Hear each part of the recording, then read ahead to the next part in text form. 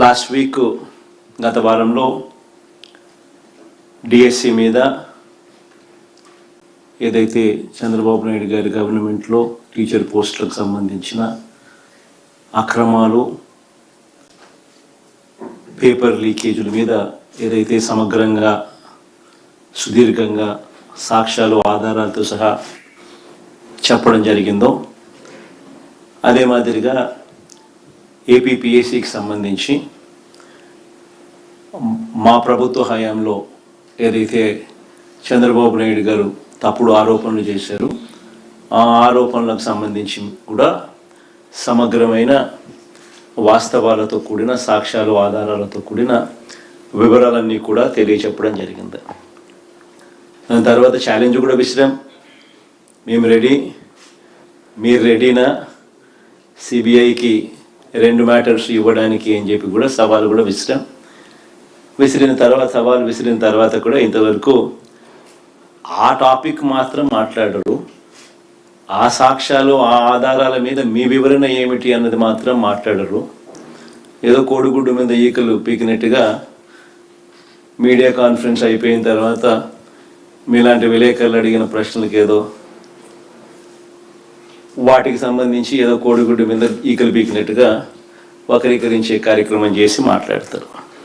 Okay, నా going further.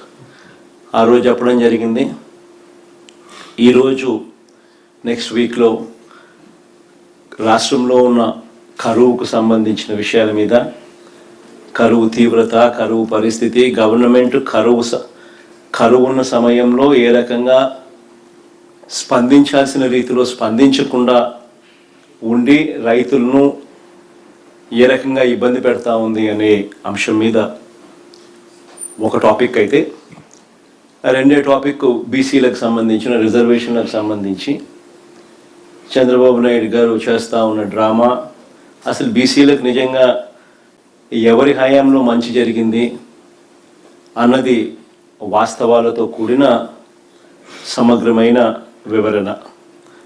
మూడో విషయం, రాష్ట్రాన్ని ఈరోజు కాటేస్తూ ఉన్న గంజాయి సమస్య.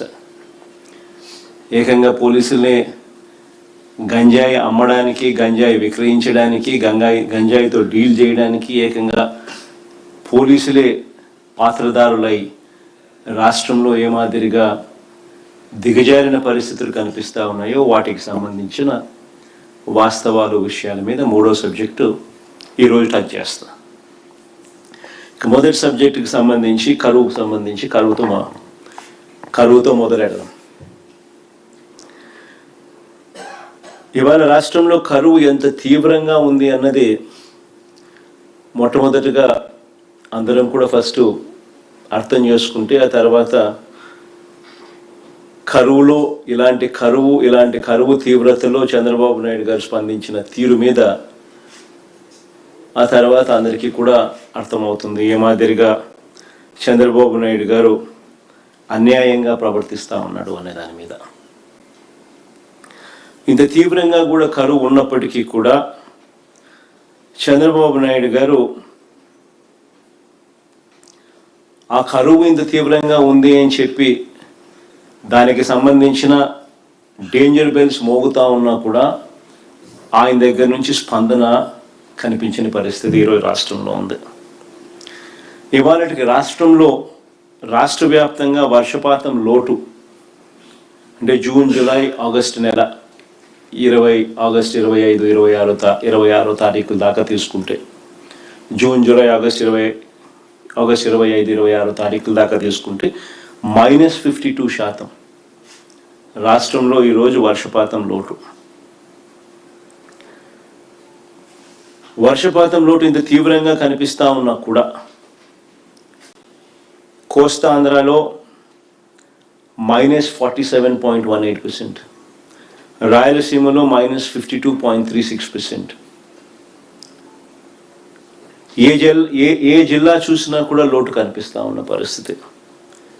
కానీ ఇంత దారుణమైన పరిస్థితి ఉన్నా కూడా చంద్రబాబు నాయుడు గారు కుంభకర్ణుడిని తలపిస్తూ నిద్ర నటిస్తూనే ఉన్నాడు తప్ప రైతులకు మంచి చేసే కార్యక్రమాలు ఇంతవరకు ఏది కూడా చేస్తూ అడుగులు పడలేదు.